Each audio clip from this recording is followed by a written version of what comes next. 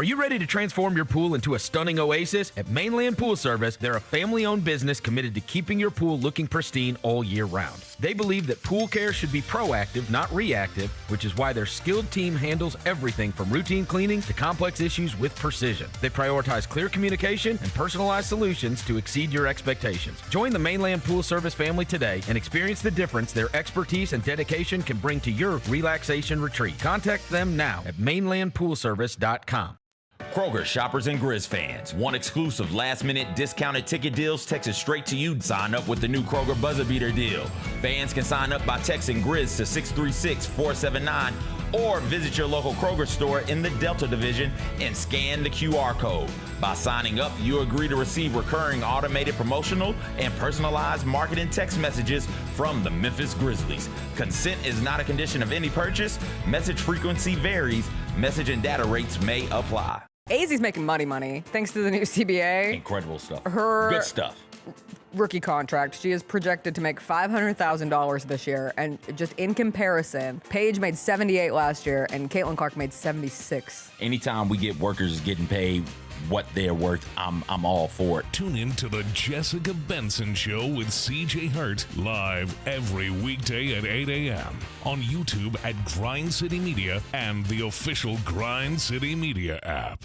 Grizzlies, take your fandom to the next level by becoming an MVP. How long have you been an MVP? Since day one. Enjoy the great benefits of being a season ticket member. Pre-game MVP moments, including Autograph Alley, exclusive Grizz gear deals, access to member or MVP-only player events, and much more. He's been an MVP for 22 years! Become a Grizzlies MVP today.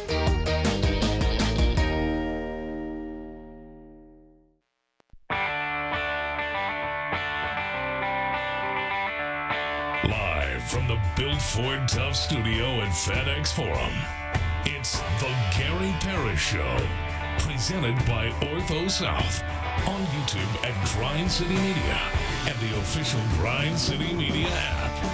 Now, here's your host, Gary Parrish.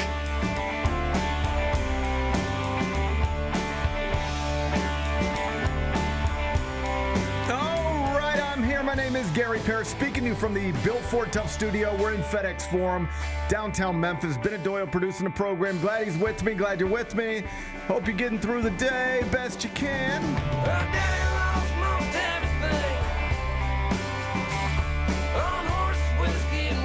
And I hope you never have to sit around on a Monday night and watch all your exes have the time of their life down in Orlando, because that's what I did last night. Desmond Bane making shots. Ja and Jaren Jackson Jr. cheered him on courtside. Oh, what could have been. I'll check on Bennett's heart momentarily. First, though, quickly, let me set today's schedule for you. The next segment, about 20 minutes, Damichael Cole going to join me. He, of course, covers the Grizzlies for the Commercial Appeal. He's going to pop in here. I'll talk all things Grizz and NBA playoffs with Damichael Cole. He'll join me in the next segment. Finish talking to him, take a break, come back, do 5 more things you need to know, at which point we will discuss 5 previously undiscussed stories. Among them, Penny Hardaway's recruiting class continues to take shape. Added 2 more transfer portal additions yesterday. I'll tell you about them. We'll do that in about 40 minutes. The NBA has released the final list of early entrants into the 2026 NBA draft. It's a low number relative to recent years. We'll talk about that a little later on in the show. Texas Tech quarterback Brendan Sorsby is entering a treatment program reportedly for a gambling addiction. Yucky story. We'll touch on that. We'll do it in the 3rd segment. Dallas Wing star Paige Bueckers addressed the elephant in the room with AZ Fudd for the first time publicly yesterday. I'll tell you what she said. We'll do that a little later on in the show. And the sequel to Michael, the biopic that's doing big numbers, it has now officially been cleared as a box office hit that I actually saw last night. I went to Malco and saw it last night. I'll give you the official Parrish family review of Michael during a segment we call 5 More Things You Need to Know. Then we'll eventually do GP's Carryout. We'll call it a day. So that's the rundown. We got a lot to get to.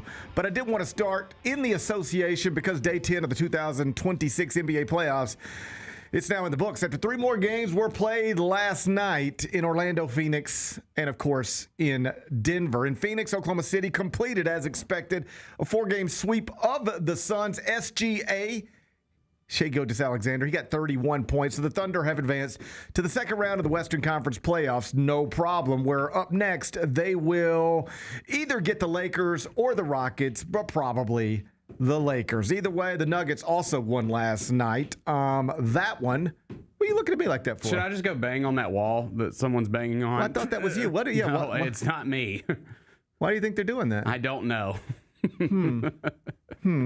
Well, maybe they'll stop eventually. I hope so. Last night, final score, Denver 125, Minnesota 113. So that best of 7 series, it's now 3-2 Timberwolves. Game 6, it's now set for Thursday at the Target Center. It's a closeout game from Minnesota, but no Anthony Edwards, no Dante DiVincenzo. And that's among the reasons why Denver is a 6.5-point favorite in Game 6. Also worth noting, Denver is now minus 155 to win the series. So Big Bet Bennett, is always good to see you on a Tuesday morning. Credit where credit is due. You told me yesterday you thought Minnesota was done because of the absence of Anthony Edwards, despite being up 3-1 in a best-of-7 series. I looked at you and I was like, they're up 3-1. Just got to win one more. You looked at me like, yeah, they don't have Anthony Edwards, so good luck. I should let the record show that odds makers now agree with you. Despite being down 3-2 heading into Game 6, Denver is now minus 155 to advance to the second round of the Western Conference playoffs, where it would face either San Antonio or Portland, but probably San Antonio. Nice win for the Thunder. Nice win for the Nuggets. Pat yourself on the back if you want to. Thank you. Yes, I felt pretty good about that. Typically, when you lose your best player, things aren't going to go well. That's expert analysis. Yeah. Expert analysis. Turns out you lose your best That's player. what they pay me for. You're not the same basketball team anymore. So we'll see if Minnesota can pull one out sans Anthony Edwards. But at this point, odds makers do not expect them to do so. Denver in 7 is the correct pick right now. The story of the night, obviously, it originated last night in Orlando, where the Magic took I think we can call it, commanding 3-1 lead over the Pistons, and are now just one more win away from becoming only the 5th 8th seed in NBA history to upset a 1 seed in a best-of-7 series. Final score, Magic 94, Pistons 88. It wasn't the prettiest game in the world. The lame Pistons scored only 36 points in the second half. They lost the game by 6. Ugly stuff. Both teams shot below 39% from the field. Lots of missed shots. But our old pal Desmond Bane, oh, buddy, he made 5 3-pointers. He finished with a team-high 22 points, and when he banked one in the final 80 seconds to essentially secure the victory, it was a dagger 3. Banked it in. Them NBC/Peacock cameras, buddy, they hit Memphis with what I think must have felt like a little bit of a gut punch. I don't know. Bennett, let's watch it together. Kyrie, if you got it, let's watch it together. Desmond Bane banked in 3. Then see what these cameras do. Then let's gauge our feelings. Let's see how we feel about this. No. Bane fires a 3. Oh! Yes! The bank is open late. Oh, look at that. Bennett, what did that do to your heart? I mean, what did it do to your heart? It didn't feel great. It didn't feel great. It was more annoyance, I'll be honest. You want to know why? Because I saw so many accounts that I have seen, frankly, clown on the Grizzlies in the past, like embracing that and being like, look at the old friends, like there for each other and everything like that. And I'm like, bro, I saw y'all clowning on this team so many times back when we were, going to the playoffs and doing our thing and say they need to be humbled and all that stuff. And then I see that last night and these same accounts are like, look at the old friends back together. It's annoying. It's just a little bit annoying. I'm happy for everybody. Everybody looked happy. Yeah, everyone did look happy. I like it when people are happy. I love those guys. Everybody looked happy. I like seeing everybody happy on some level. On another level, hurt my heart a little bit. For sure. I mean, on one hand, about time them dudes enjoyed some playoff success together, Sure. That thought went through my head. Mm-hmm. Had that thought. Yep. And then I was like, man, it's like if you're in what you think's the best relationship ever, and then you decide you just can't be in this relationship no more. And then you look up and you're like, they all look happy. Everybody I told to go away looks happy. Well, I mean, yeah, they do look happy, but they are just, they're at a playoff game. Their friend just hit a massive shot. Like, it's whatever. It just hurt my heart a little bit. It just hurt my heart a little bit. And it made me go, man, what could have been? Yeah. Because you want to be serious for a second? Typically when these cores get broken up, not typically, maybe typically, often, sometimes, it's because one of the central figures hates another one of the central figures. Right, that's true. Like they can't get along. They're jealous of each other. Yeah. There's an ego thing. They used to be boys, but now they're not. It's the Kobe Shaq story. It's the Shaq Kobe story. It's the Penny Shaq story. It's all of them, right? And yet that's the core. Those three dudes. And two of them are sitting there cheering on the other one. The other one's banging in threes at the final 80 seconds of a playoff game. It just hurt my heart a little bit. Yeah, it did me too. I like... Because it's like, hey, you guys seem to like each other. Why couldn't you just like each other and all stay healthy and be happy and celebrate playoff wins like right there? Yeah, I mean, it's definitely like depending on what those guys all do the rest of their careers, like going to be a huge what could have been. When you look at like the success that the franchise has had, like I don't even with the core four, I don't think there's ever there will never be a what could have been because they got to a Western Conference Finals. They kind of maxed out there. I think you can reasonably say the core four more or less maximized what they were ever going to be. Right. I think this one, it's just we'll never really know. Oh, it's going to be a what if story forever and a sad story forever on some level. Like.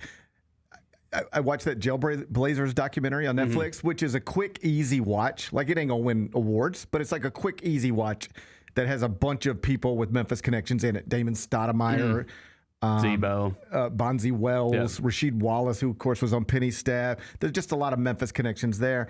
And on one hand, like, you see Damon Stoudemire and Rasheed Wallace in real time, like in the year 2026, looking back on some of the different moments where things just went sideways for that franchise, and they sort of chuckle.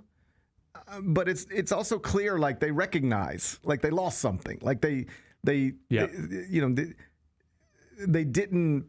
lost something. Like there was a moment in time, and it got away from them. And like all those guys are doing okay, I guess. But you got somewhere. I can't imagine you don't have some regret in there somewhere. And I do think that when you look back on those three men who were on television last night, one playing, two on courtside cheering on their former teammate, all three of whom were very important figures in this franchise and community.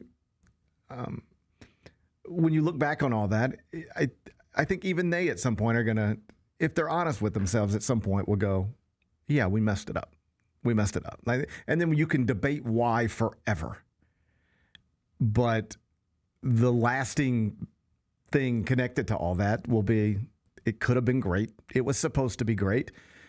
And it got messed up for a variety of reasons, some more so than others. But it just got messed up. And then just to sit, like I went to the movies last night, came home and sat down in front of the TV and turned it on. And I was like, well, look at this. There's Des and there's Ja and there's Jaren and everybody looks happy. And it was just like, I don't know.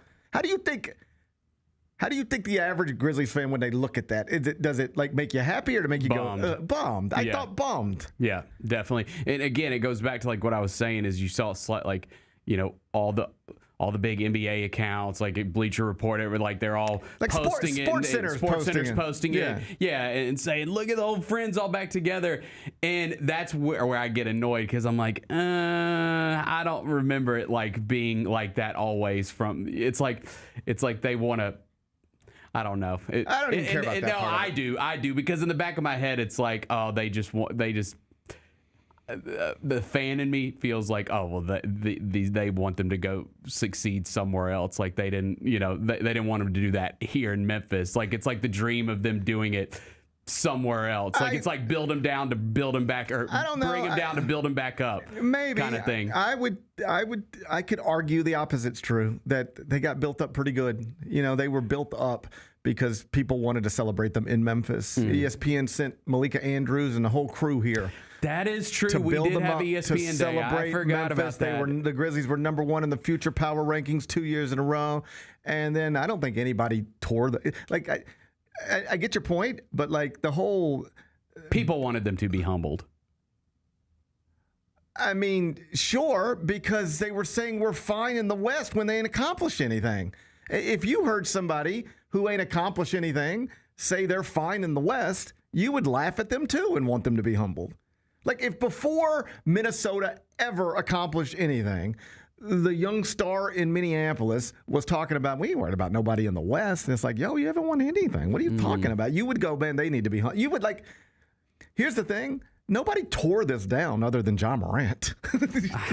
I mean, like Dave McMenamin is not capable of tearing this down. Stephen A. Smith isn't capable of tearing this down. It got built up because it was young and exciting and it looked like it was going to be awesome. And then Ja Morant started flashing everything on Instagram and it got tore down. That's the truth. Wow. I mean, that's a simple version. I'll give you that. I'll acknowledge that. But that's the biggest ingredient.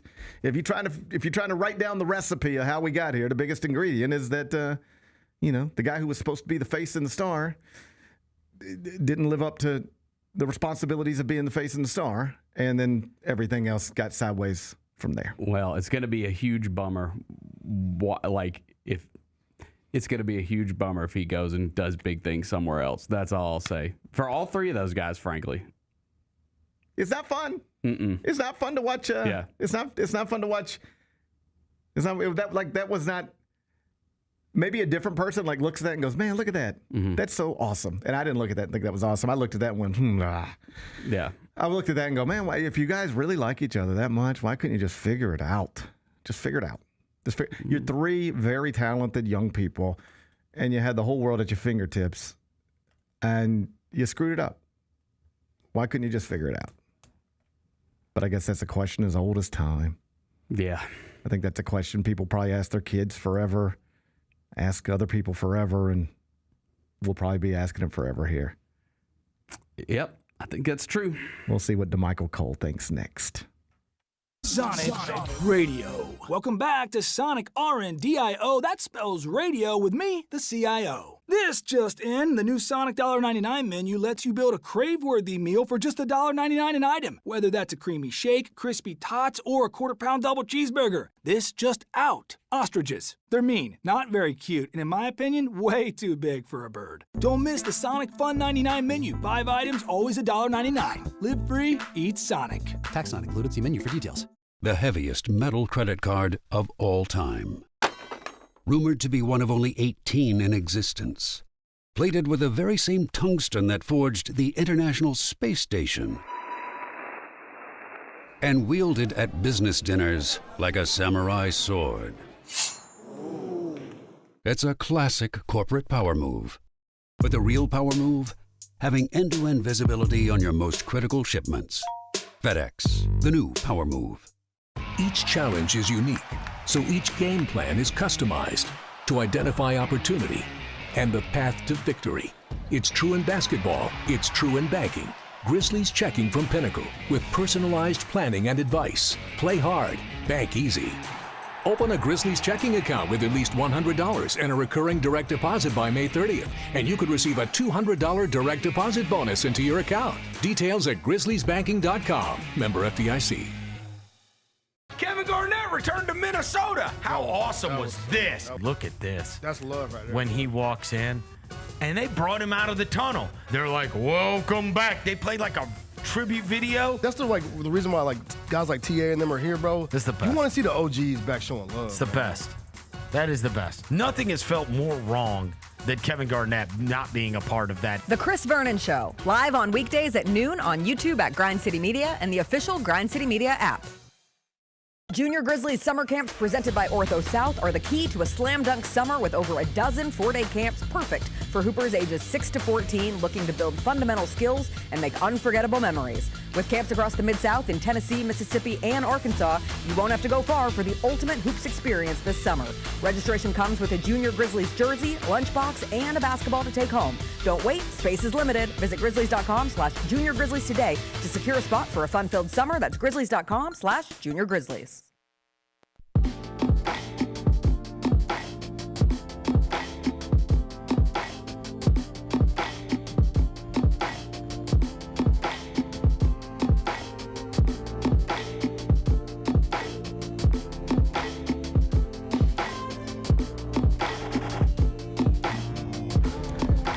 Welcome back, Gary Parrish Show, presented by Ortho South inside the Built Ford Tough studio. And I'm joined now by Damichael Cole, who, of course, covers the Grizzlies for the Commercial Appeal. He's in studio. Hey, Damichael Cole, how are you? What's going on, Gary? How you doing? Man, I'm great. Appreciate you being here. Everything's good in my world. Let's talk about the visual that we all were exposed to last night. Yeah. I talk about it like it's a not safe for work image, but it just like I was just sitting there enjoying a basketball game, and I know that they had been shown Ja and Jaren earlier in the game. The truth is I was out of the house and had my phone put away. I had no context for what I was walking into other than it's the fourth quarter, it's a close game, it's a playoff game, I'm going to turn this on. Then I see Desmond bank into three, and then the camera goes to Ja and Jaren, and I'm like, it just hit me in a way, I don't know. I had feelings. Did you have feelings? What did you, and I know as a beat writer, you're just a little closer to it than everybody is, so I acknowledge that. But what did you make of that scene? It highlighted the realness of this situation to me. Like, we get so fixated in, the basketball part of it, and they're not teammates anymore. It just highlighted the realness, because I was just sitting there like, dude, a year ago, like all three of these players were in a playoff series together. They started game one together. Yeah. And now all of them are on different teams. Two are sitting courtside, and one is, like you said, banking in what was essentially the game winner in that game. So the dagger, pretty much. So it just put in perspective for you, like, one, how quick things change, but also the realness.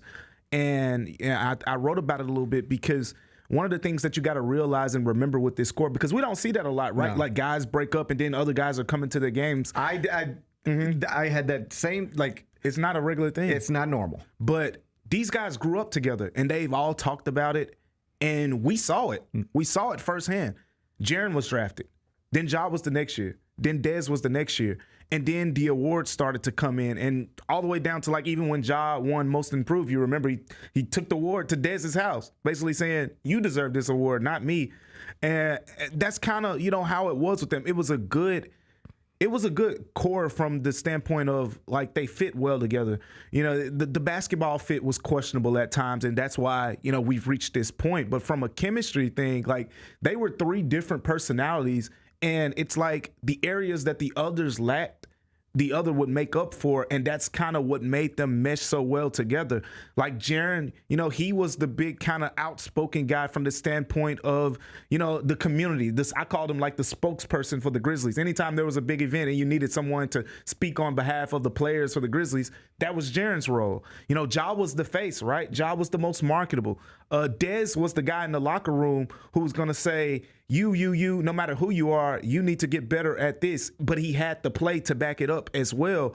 So they all kind of had their certain roles, and it all meshed together for this thing.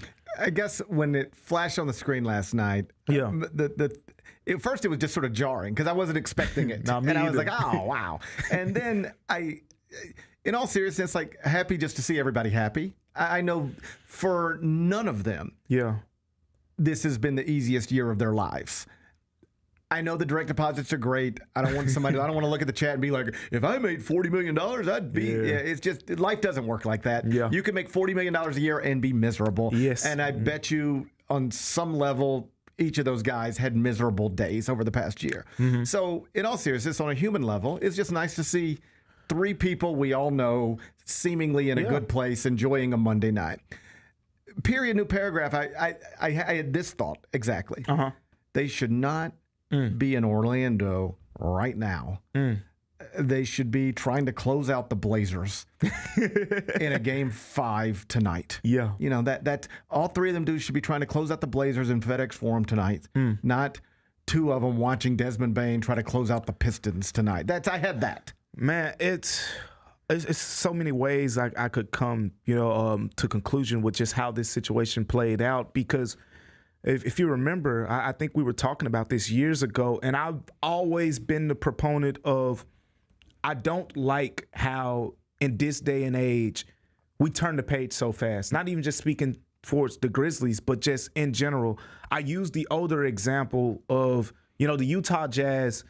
People forget in the late 80s, early 90s, they could never break through. Stockton and Malone were on those teams, and they could never break through. It wasn't until, I believe they were in their early 30s, maybe close to mid-30s, when they finally got to the NBA Finals those, couple of seasons. And if it was today's age, would have never even gotten that opportunity. Somebody would have said, this is not good enough, got to break that up. And it's one of the great duos of all time. It's one of the greatest duos of all time. So, the point is, injuries are going to happen. It's happened a lot for the Grizzlies over the couple of years. But the talent was obvious, and the core clicked, right? Like, the guys, as we see, they like each other. And there was accountability that had to happen over the years or whatnot. But still, it was a core that loved playing together. And as long as that was the case, you can make that argument for, do we think they're going to win a championship? Probably not, but the luck happens sometimes. Yeah. That Phoenix Suns team that went to the finals, what was it? Anthony Davis got hurt in the first round, and then I think it was Kawhi Leonard when they played the Clippers in the Western Conference Finals. He missed the series, so it was Paul George leading that team, and then they lost in the finals because, you had to go against Giannis and Drew Holiday and those boys. But that team got to the finals, and I don't think that team was more talented than those Grizzlies teams that we saw over the years. It's just the luck of the draw sometimes. Even when the Atlanta Hawks got to the Eastern Conference Finals that one year with Trae Young, they beat some injury-riddled teams, on the way there. So, as long as you got a core that's in the conversation, I think it's worth keep knocking at the door. But I say all of that, and I say I do understand the perspective of realizing this isn't going to win us a championship. Let's go ahead and part ways now. Because if that's your goal, if you're here saying, hey, look, we got a core that loves Memphis, we got to look, because that's what the grit and grind core was like. It was hard to make the argument they were going to win a championship in any given season. But you knew they were going to be there in the conversation. They were going to give all those teams hell. You knew that much. And you could say the same in a different way, probably to a lesser degree with this core. They were going to compete. They were going to be competitive. And they had a couple number 2 seeds because of it. The thing was, I guess the Grizzlies determined that this core isn't going to win a championship. I wouldn't disagree with that. I don't think they would ever won a championship, but I wouldn't discount the luck of the draw that we've seen a bunch of teams, get over the course of the years en route to, reaching the NBA Finals. I think if you draw the line at this core is not going to win a championship, it's a pretty easy argument to make. Yeah, like they're just not going to, because Wemby's there and SGA's there and you're not beating them. All right, tough. So that's pretty easy. Mm-hmm. I think what is a more difficult argument, although I would co-sign it, but this seems to be more of the argument the front office is making, is that it's not just that they weren't going to win a championship. Mm-hmm. It just wasn't going to work. It was just, this was not work. And is that a fair assessment of things like Ja, Jaren, Dez? We had high hopes, but this was never going to work the way we need it to work, and that's why it's getting blown up. Not just because it won't win a championship, but because it won't do any of the things we need it to do. It's fair, man. It's hard for people to accept that part of it, but it's fair because, again, I think, we attach ourselves to the emotional part of it. And you see 3 guys that grew up together in this NBA. They loved playing together. You saw the post-game interviews, you attach yourself to that. And it's like, man, Memphis has these guys that love Memphis and they don't want to be anywhere else. You don't want to mess that up. You don't want to break that up. But the reality of the situation is, for 6 years, the Grizzlies never figured out how to pair Ja and Jaren. Right. It was an imperfect fit for 6 years. I remember 3 seasons pretty much specifically. At the beginning of the season, one of the main questions was, can the Grizzlies figure out the Jaren and Ja thing on the court together? You saw when Ja would be on the floor with a bunch of other guys, they flourish. Jaren on the floor with a bunch of other guys, we've seen it, especially over the last couple of years when Ja was out. Jaren went to a whole nother level.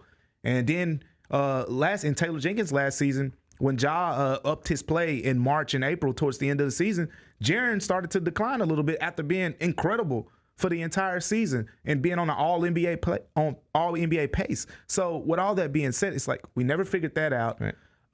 Ja and Dez, terrific backcourt pairing offensively. Like you got one who's downhill, led the league in paint scoring before. Then you got one who's shooting making over three 3-pointers per game, over 40%. Like it seems like that's the perfect yin to the yang. You got the downhill guy, you got the floor spacer, but on the defensive end, you got teams saying we're not afraid to attack either one of them. Like Dez is going to be strong.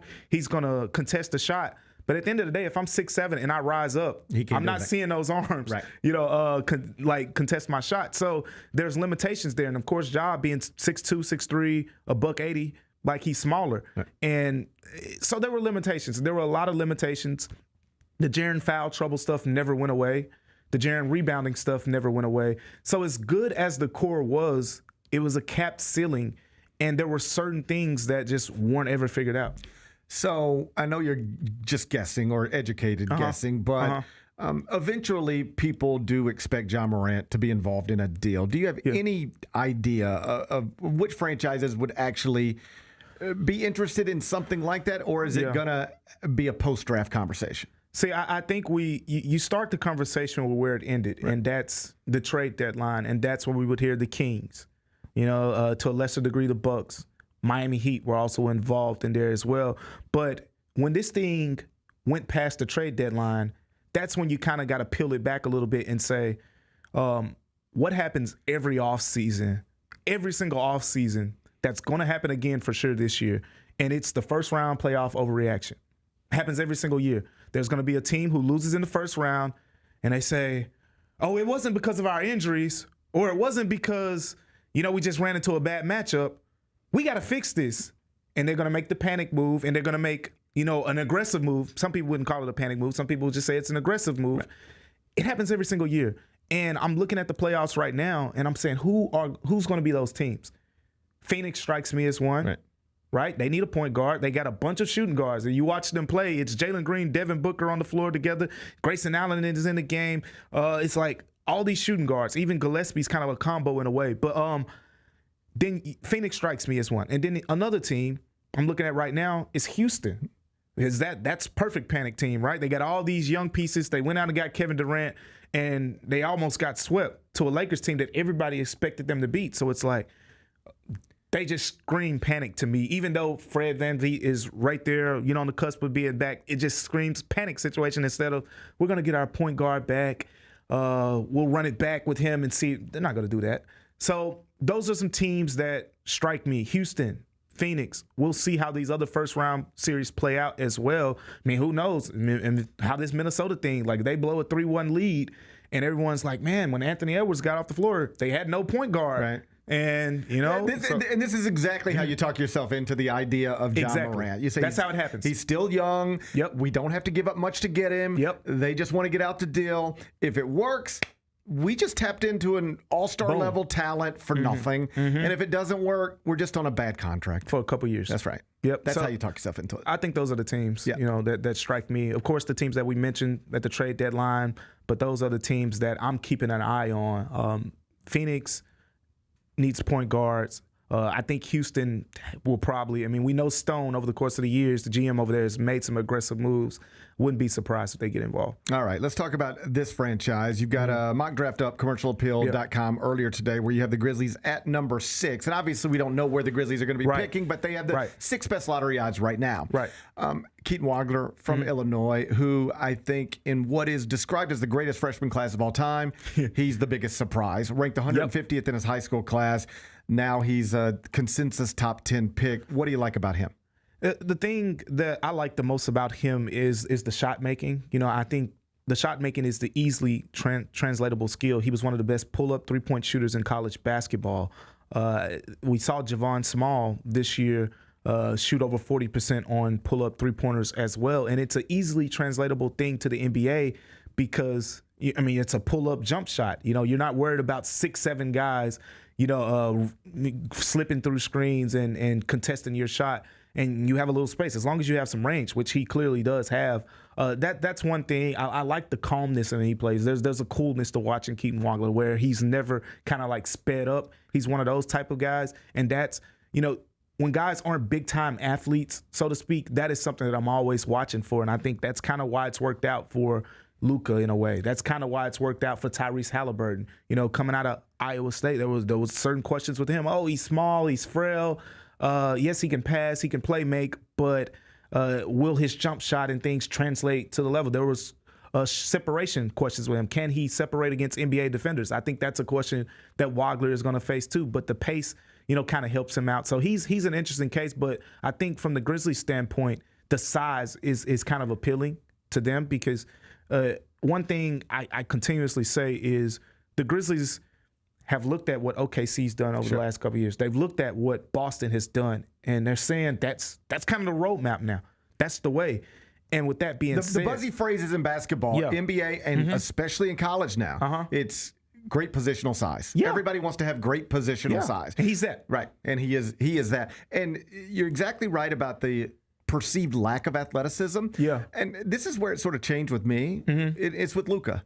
He changed the game. Because you looked at all of it and you were like, I don't know, what does he do when that dude who's guarding him is not from Spain, but is instead, you know, 6'7", a real athlete. And he still gets where he's trying to get to, and he still makes the shots. And Waugler looks like that to me. I'm not comparing him to Luka, but in the sense of it doesn't look that fast or quick. No. But he gets there. Yeah. He gets there. And I don't want to say I don't have any doubt, but I am confident that when you look up in the NBA, you're going to see Keaton Waugler, and he'll still be able to get to his spots, change speeds, keep people off balance. Yeah. He sees things. He can make shots. I love him. Yeah, the shiftiness is important for those type of guys, and that's how Luka separates himself. To a lesser degree, Kate Cunningham and Dylan Harper, like they're not the most explosive athletes, but left to right, and they keep you off balance. You think they're going one way, and they go the other way. Like he has the ability to be one of those type of guys. So you also mentioned in the piece that at some point, whether it's with the first pick in the first round, the second pick in the second round, or at 32, as you note, the Grizzlies have 3 of the first 32 picks. That's more than anybody else in the NBA. You got to add a center at some point. You got to. You've got Terrace Reed as an early option in the second round. He obviously just played a national championship game, was tremendous in the NCAA tournament.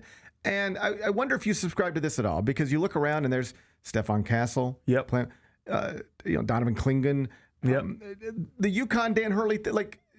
Dan recruits a certain type of player, like mindset.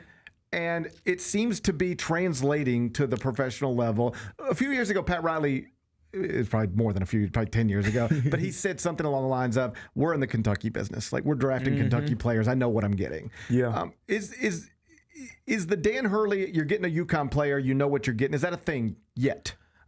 It's getting there. I think there are a couple, first round picks that on the fence, like a couple of the wing guys. I think Andre Jackson hasn't and the one who went to Charlotte and just flamed out. And then New Orleans as well, the shooter that went there. So there are a couple that are on the fence, but for the most part, I think the brand is strong. Right. Like the brand is definitely strong. It's not Kentucky guard, brand at this point, or Calipari guard, however you want to look at it. But it's still a strong brand, and I think Terrace gets that, like that UConn, that physical big. Like we see Clingan in the way he played, how it's translating, to the NBA. He had a really good season, has had a really good season this year. But with the Grizzlies, I just think they gotta get another big who's physical, who can kind of hold the fort down. And in that story I mentioned, it's not even about what happens with Zach Edey, whether it's him being available or anything like that. It's just more about that's just what they need.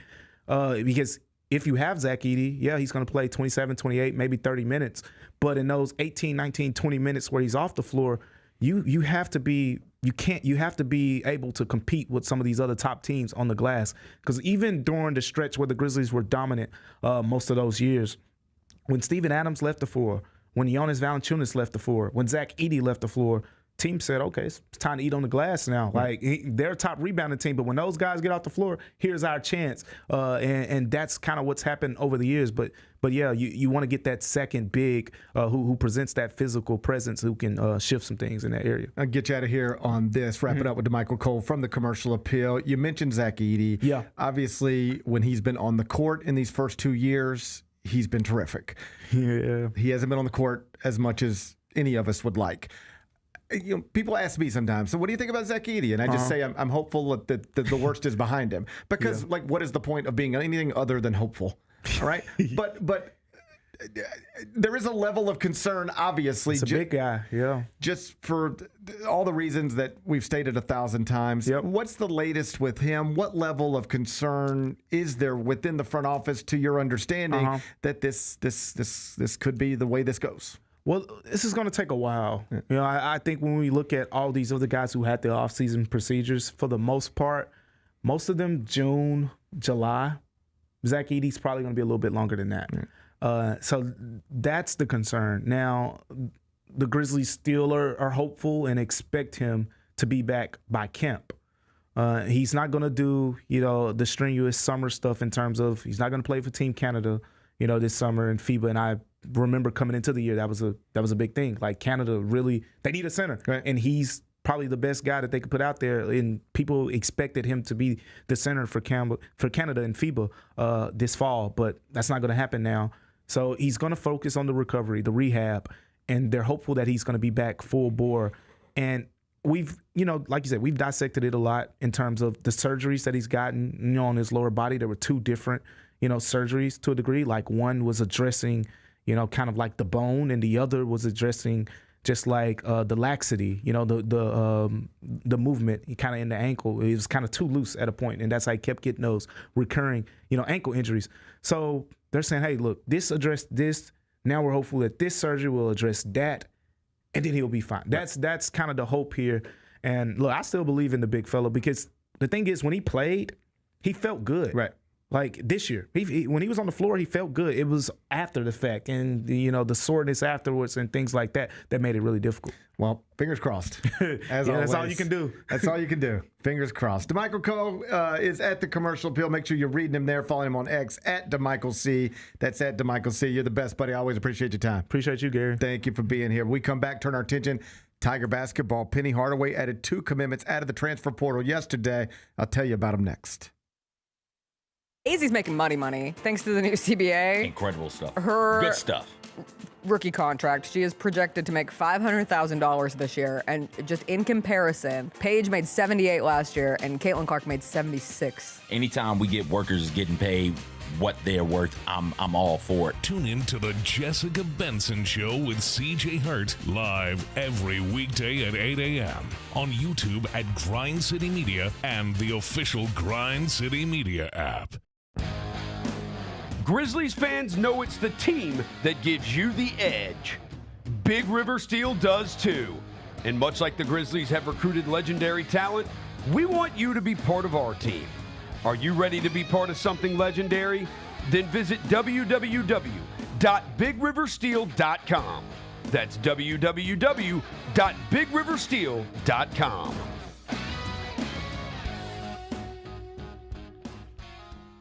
Orthopedic injuries can be unpredictable, unforeseen, and unscheduled, and Ortho South understands this better than anyone. Since your injuries don't make appointments, you don't need to either. That's because Ortho South welcomes walk-ins during the weekdays, in the evenings, and even on Saturdays. So next time an unforeseen injury makes an unscheduled appearance in your life, visit orthosouth.org to find your nearest urgent care location. Just walk in, and Ortho South will take care of everything, especially you. Learn more at orthosouth.org. That's orthosouth at orthosouth.org.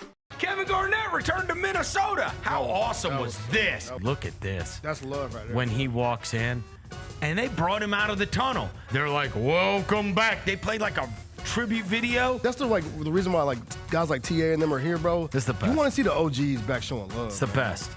That is the best. Nothing has felt more wrong than Kevin Garnett not being a part of that. The Chris Vernon Show, live on weekdays at noon on YouTube at Grind City Media and the official Grind City Media app.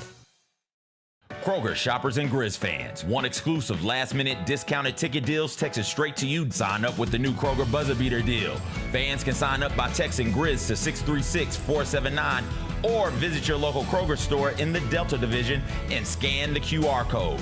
By signing up, you agree to receive recurring automated promotional and personalized marketing text messages from the Memphis Grizzlies. Consent is not a condition of any purchase. Message frequency varies. Message and data rates may apply.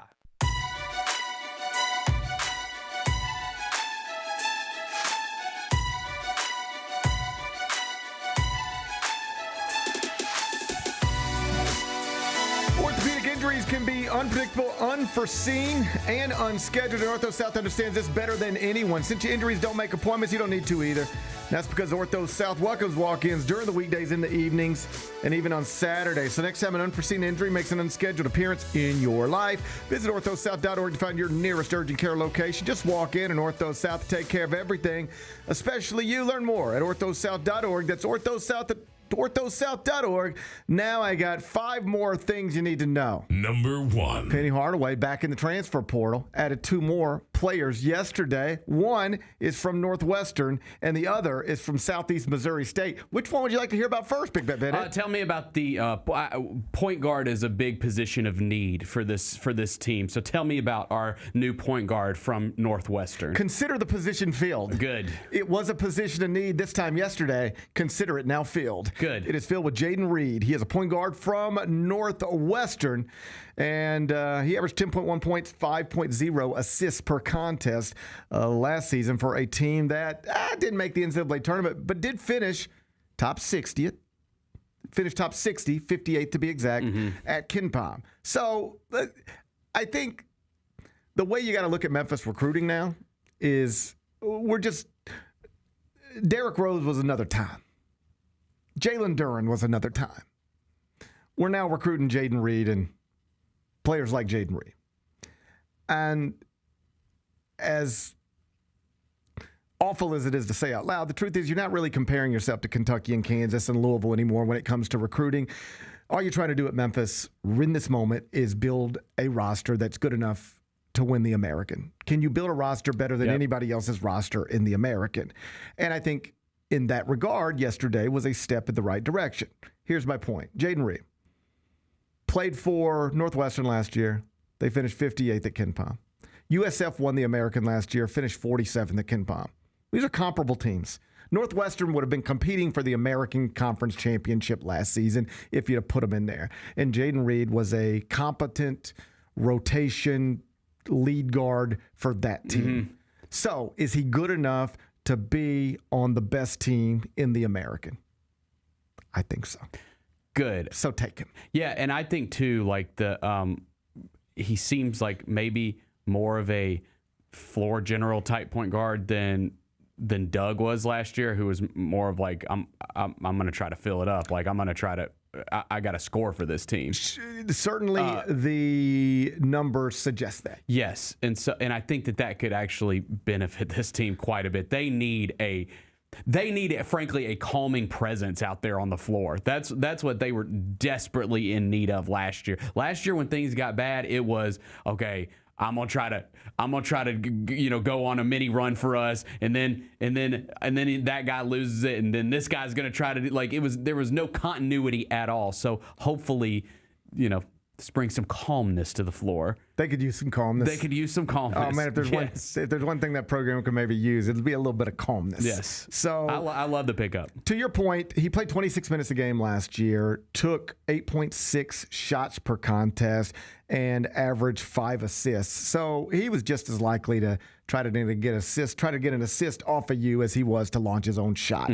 So yeah, floor general in a more traditional sense. The other prospect that they enrolled from Southeast Missouri State, Luke Alma-Dovar. Bro, I watched his highlights last night. He had some highlights. I mean, dude, it got me fired up. I mean, it just did. It's highlight. Hey, highlights are great. I mean, I could put you together a highlight tape of me playing golf, and it looked like, man, he sure does hit the green every time. Just wait for the second one. Hang on. Come on. Are you kidding me? That did look nice. Get up. Oh. I mean. Okay. filthy. It's filthy. 14.1 points, 3.7 rebounds for a team that finished third in the OVC. Okay. Like, this is where we're at. I don't know what to tell you. No. I feel good though about all these moves that we've made so far. Like, again, it's like comparing it to last year. It's impossible because, like, you know, if you do compare it, like, they were making similar moves like last year that they're making this year with the kind of players they're bringing in. I do think that, you know, all these guys are from, obviously, except for the SEMO transfer, but most of them are from Power 5 programs, so you like that.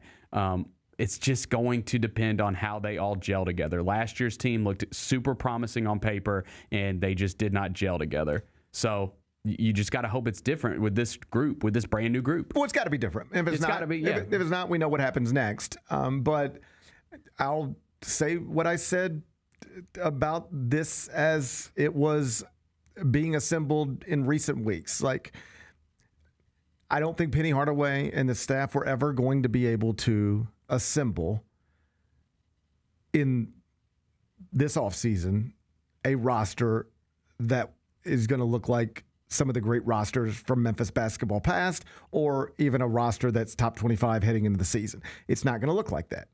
It's going to be a bunch of players you've probably never heard of outside of Fred Smith Jr., and then we'll see if it can result in a good basketball team. But on paper, at least, it is looking like what it's supposed to be, which is a team that is theoretically good enough to win the American and secure a bid to the NCAA tournament. If you do that, I think you get a passing grade. If you don't do that, you probably don't get a passing grade. And I think yesterday was a step in the right direction. It wasn't the type of step that, say, Kansas is going to take today when they get a commitment from Tyron Stokes, the #1 high school player in America. That's something Memphis could do at a different time. That's not something Memphis can do right now. What Memphis can do is try to go to Northwestern, go to Southeast Missouri State, plug players out of the transfer portal that are affordable and willing to play in the American, and try to build it into a team that's good enough to win the American. I think yesterday you moved that in the right direction. Yeah. I think you're going to have some competition, though. I mean, I think Chris Mack's going to... Well, Chris Mack's good. He's going to make... And they care about basketball there at South Florida. Like, that's going to... They're throwing around money now. Like, at the American level, they are throwing around money. Look at what Charlotte's doing right now. So we'll see. I mean, you know, we'll see. But I agree. That's the expectation now is win this conference. Yeah. Yeah, I hear other people say things like, I remember when we used to get Derrick Rose, and now we're just adding guys from Southeast Missouri State. And I'm like, yes, that's true. Both of those things are true.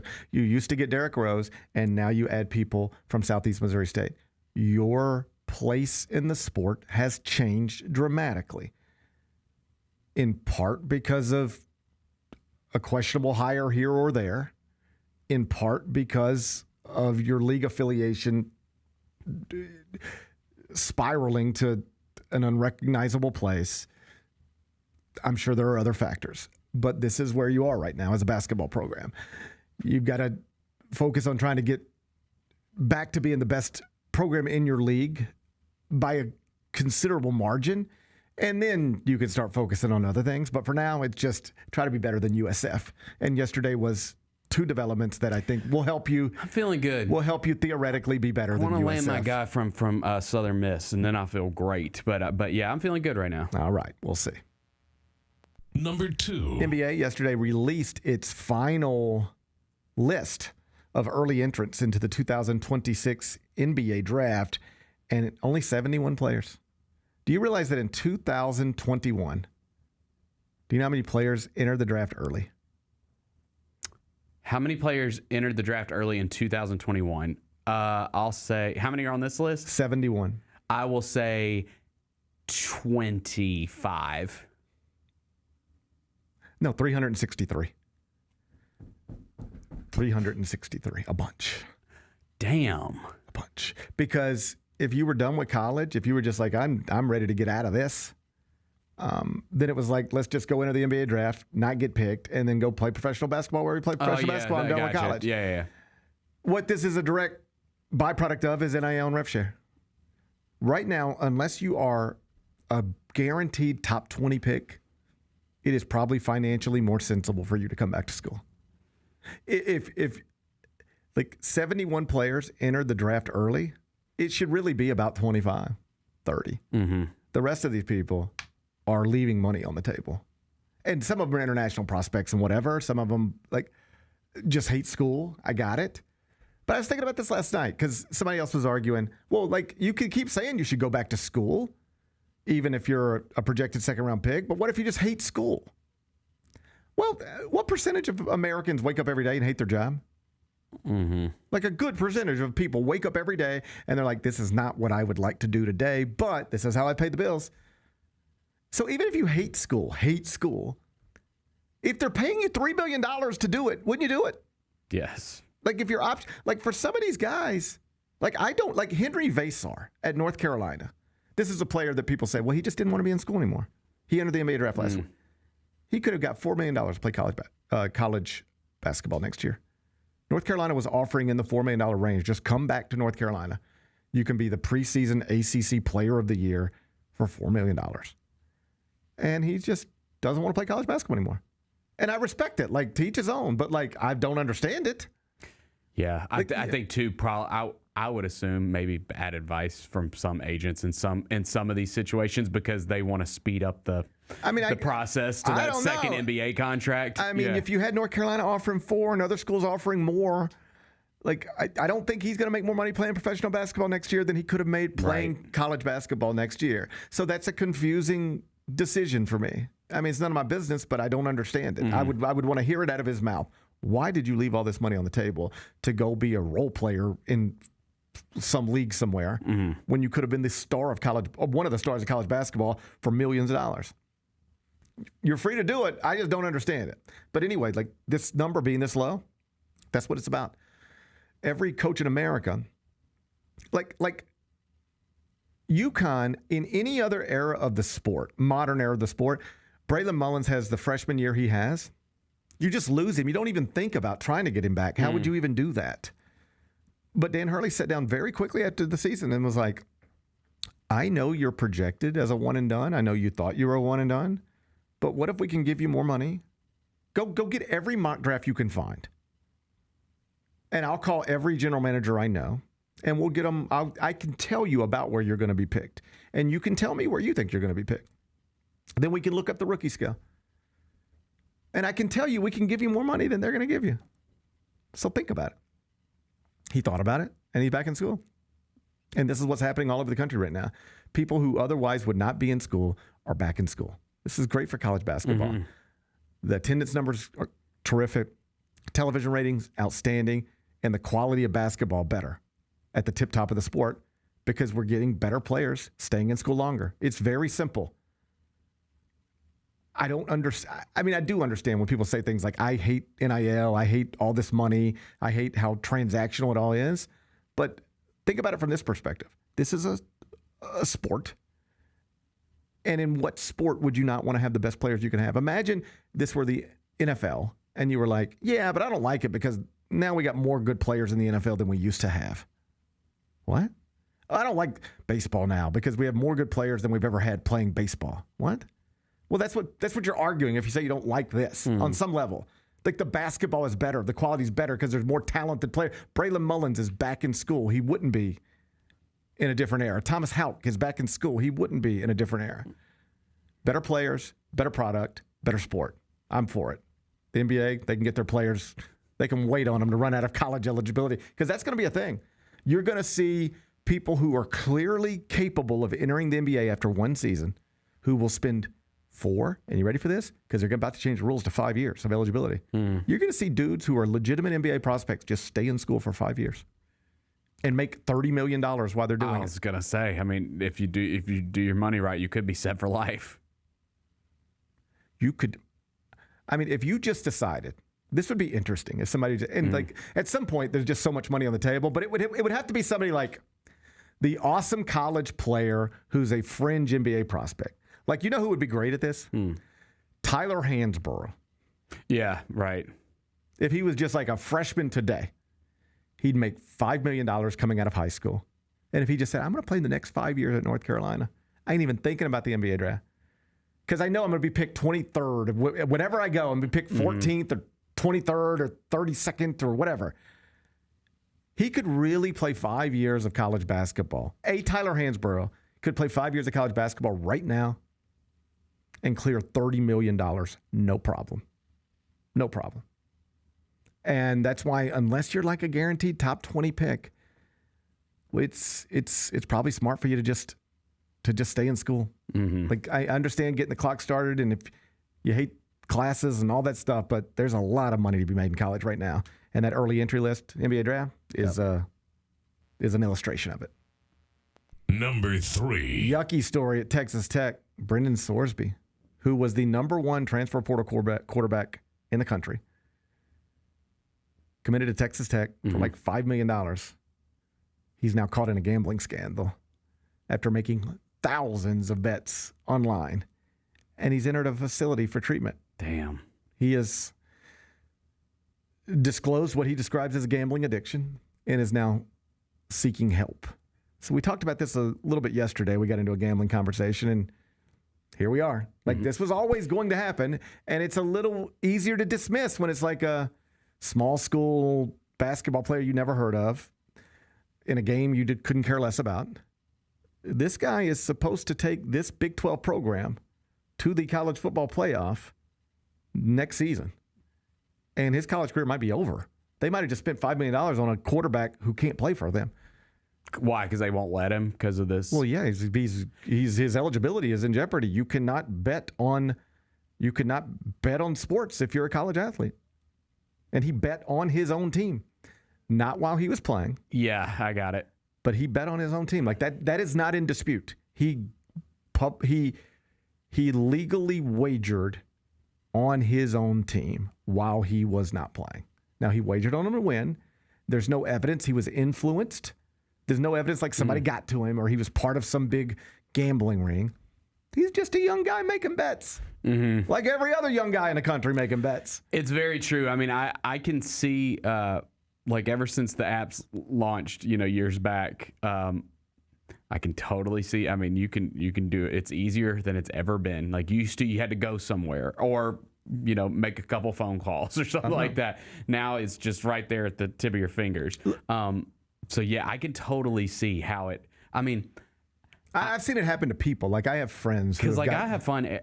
Listen, I have fun every day. But if you remember, you, like, called me Big Bet Bennett years and years ago because, like, I make, like, $5, $10 bets. Like, I have a threshold, buddy. I've seen this up close, man. Yeah.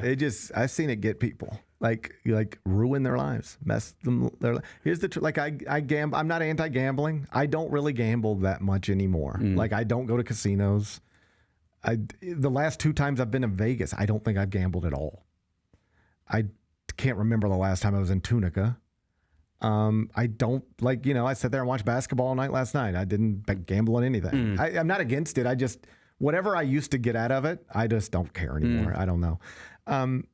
So I'm not anti-gambling, and I'll never try to get preachy with it. And anytime DraftKings and FanDuel want to send me money, they can. I like the Eye on College Basketball podcast is sponsored by gambling sites on some levels. Sometimes over here they'll pop up. Like, I'm not any of that, but I don't think there's any debate. We'd be better off without this stuff. We just would, as a society, as a people, we would be better off without this stuff. It doesn't mean we shouldn't have it available. Just broadly speaking, we would be better off without this stuff. Sure. I mean, you could say we'd be better off as a society without alcohol. Okay, fine. I agree. Yeah. And so it just comes down to. But I still like it. Me too. Like, if you told me. Do you have self-control? If you told me, GP, we're about to just get rid of all the alcohol, I'd say, you know what, would probably be better for that. But that doesn't sound fun. I kind of like the alcohol. Right. So this can fall under the same umbrella. I'm just saying, I think we would be better as a people if this stuff didn't exist to this degree, because it really does mess people's lives up. Here's a young man who probably all he ever dreamed about was playing quarterback in college somewhere, and he has messed his entire life up.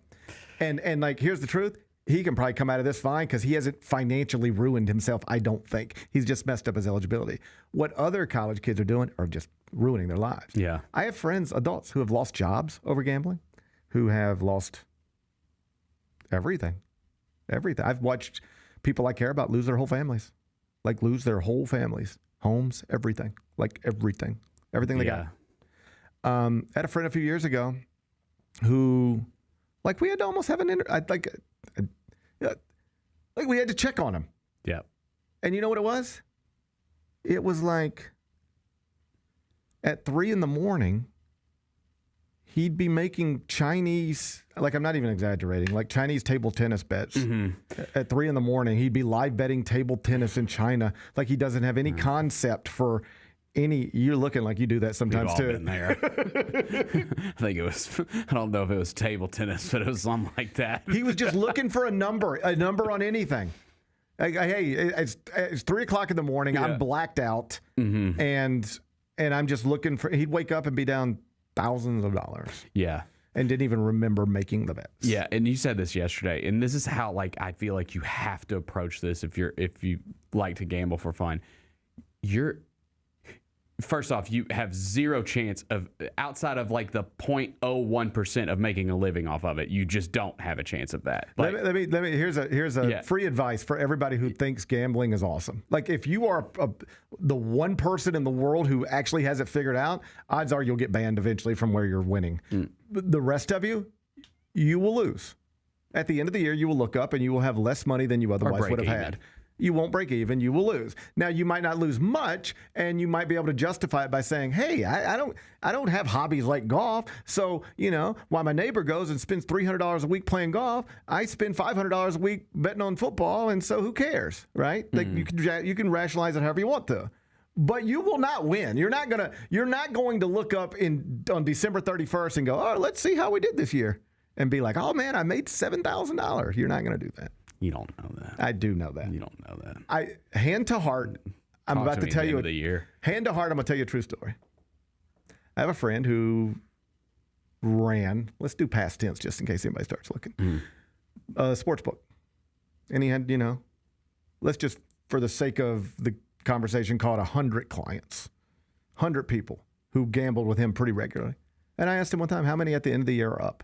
He said, "What do you mean up?" I'm like, "Up, like haven't, like they've won money." Zero. Nobody. Not one. No, not one. You might have to pay them in June.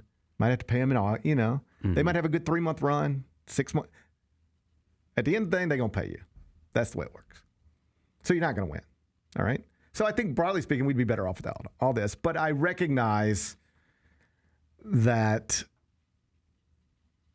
there's no going backwards on this stuff. This is sort of where we live now. Yeah. But you have to understand this is the cost of doing business. This story is not going to be a solo story. You, as a college football fan, almost regardless of who you are susceptible to waking up at any point and one of your star players is caught up in a gambling thing because it's just a numbers thing. Most young people, certainly young males, are dabbling, if not immersing themselves in legalized sports betting on their phone. And so people, once you acknowledge that's true and then acknowledge people make poor decisions all the time and then acknowledge that it is labeled an addiction, good luck. There you go. Yeah. Good luck. So I saw somebody tweet, it'll be hilarious to watch game day when they have to talk about this story seriously and then immediately pivot into, all right, let's get some picks against the spread.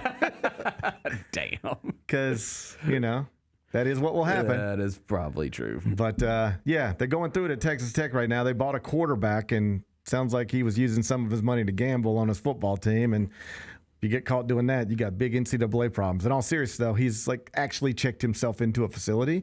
And I've seen some people say, this is just what you have to do to try to make your case to get your eligibility back. Whether it comes from a sincere place or not, I bet the young man's having a hard day. Yeah. I bet he's having a hard day. I'll keep it simple. If you are gambling to that degree and you are also doing it while you're aware it could do exactly what it has done to him, which is ruin your whole life, then you do have some addiction on some level. You need help on some level. Yeah. So hopefully he gets that. Number 4. Paige Bueckers held a press conference yesterday and spoke about her relationship with former UConn teammate and new Dallas Wings teammate, AZ Fudd. Now, she didn't get into, like, if you were hoping she was going to confirm the status of it, she did not do that. So it's still left open to interpretation, I guess, based on nothing more than what Paige said publicly yesterday. It's still open to interpretation about whether they are together or not. But either way, she said, I do want to address this thing, and I'm going to address it one time, and then we'll be done with it. And I'll just, if I'm ever asked about it again, I'll point back to this, and you can take these words and use them however you want. But AZ and I have always been good on the court, off the court. She's the number one pick based on her talent. Everything she's done got nothing to do with me, and we're good. We've always been good, and everything's good. And whatever we decide to share about our relationship, it'll be up to us and not anybody else. And that's a short version of, and less sophisticated version of what she said. But I thought in the moment, she handled it well. I thought she handled, I was going to say the question. It wasn't even a question. She just sort of like, let's get this out there and talk about it. And I thought she handled that moment well. It was, I think, evidence that the Dallas PR people last week, when they jumped in on the question and sort of prevented AZ from answering it, might have been better off just letting the young, smart women handle it however they're equipped to handle it, because at least based on the way Paige handled it yesterday, they look equipped to do it. So I wasn't even that interested in what she said, although I wanted to hear it, as much as once I found the comments, I wanted to go read the replies. I wanted to see what people were saying about it. And the very first response that I saw was something that just drives me crazy. It's the same thing we talked about last week. The very first response was, it's ridiculous that they have to talk about this. And I just think that's a crazy perspective, to act like somehow it's out of line to think Paige Bueckers and AZ Fudd, to ask them about it. They can say whatever they want to say, decline comment, talk about it however they want. But the idea that it's out of line for people to ask that question is just crazy to me. Let me put it to you like this, because this is not an uncommon thing. Somebody will say they shouldn't have to talk about this. It's disrespectful to ask them about it. And then it's got like 7,000 likes. So like some people are co-signing that. Right. Serious question. The lottery's May 10th. The Indiana Pacers, let's say they win it.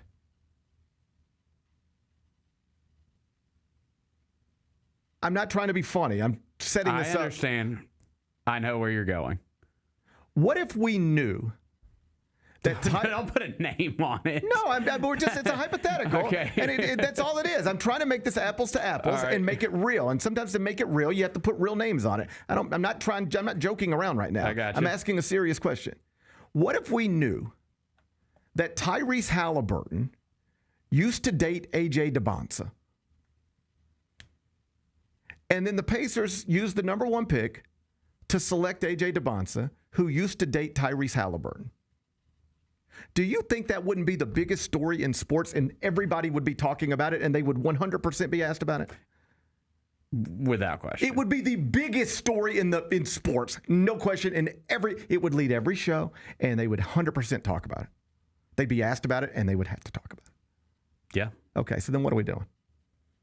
Because that is what this is. I agree.